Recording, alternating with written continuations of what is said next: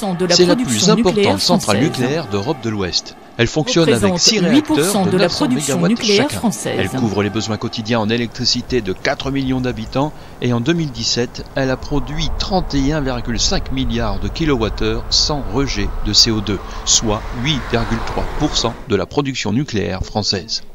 Il est possible de visiter ce monstre, mais pour des raisons de sécurité évidentes, nul n'y entre comme dans un moulin. Alors la visite chez nous ne peut pas s'improviser, il faut s'y prendre au moins 6 semaines à l'avance pour pouvoir venir visiter la centrale, puisque forcément la visite, comme n'importe quelle intervention sur site, fait l'objet de nombreux contrôles. Après un moment technique en vue de réaliser les badges d'accès au site, le visiteur est convié à une conférence. Donc notre visite va comprendre la visite des installations dans la partie non nucléaire de la centrale.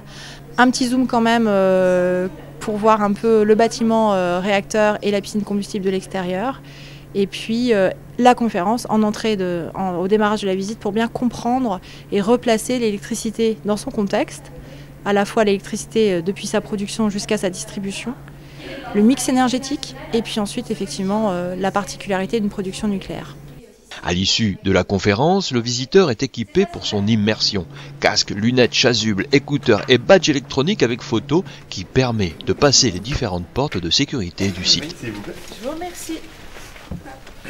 S'il vous plaît, le document, le code, le badge. Stéphanie ? Après le passage au rayon X et une première porte tourniquée, le groupe de visiteurs entame la visite. D'ailleurs, je vous avais pas menti, je vous avais parlé d'un bâtiment blanc et rouge. Le voici. Donc là, c'est la salle des machines qui se situe en plein milieu des installations. À savoir que chaque bande rouge va symboliser une unité de production. Dans les écouteurs bien enfoncés dans les oreilles, les explications de la personne qui guide le groupe. Les écouteurs servent également à atténuer le bruit ambiant, une sorte de sifflement assourdissant produit par la machinerie du site.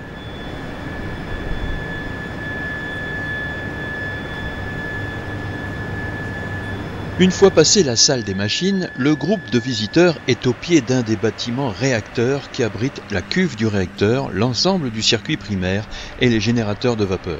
Le visiteur prend ainsi la dimension des installations, un cylindre de 60 mètres de haut et 35 mètres de diamètre. Puis un labyrinthe de conduits, de tuyaux, de poutres, de constructions métalliques, un enfer de bruit, la chaleur. Un ascenseur avale tout le groupe d'un coup pour le conduire plusieurs étages plus haut, plus chaud. Vous allez voir, quand la porte va s'ouvrir, il va faire un petit peu plus chaud, ça reste encore assez raisonnable. Donc si vous souhaitez enlever manteau ou autre, vous pouvez. Je vous demanderai toutefois de garder vos bras couverts, de garder les petites surlunettes ainsi que les écouteurs, sinon vous n'entendrez plus. Et donc là, on va suivre le cheminement de la vapeur au travers du groupe turbo-alternateur. C'est ici que l'énergie mécanique est transformée en énergie électrique, grâce notamment à un turbo-alternateur. Le courant électrique est alors envoyé sur le réseau à très haute tension après être passé dans un transformateur de 400 000 volts jusqu'à votre prise ou interrupteur électrique. La visite, c'est un excellent moyen de faire comprendre aux gens que quand on allume un interrupteur, quand on actionne un interrupteur, il n'y a rien de magique. Il y a toute une organisation derrière cet interrupteur qui va permettre à nos concitoyens d'avoir de l'électricité très facilement. La visite s'achève, le groupe de visiteurs prend le chemin de retour vers le centre d'information du public.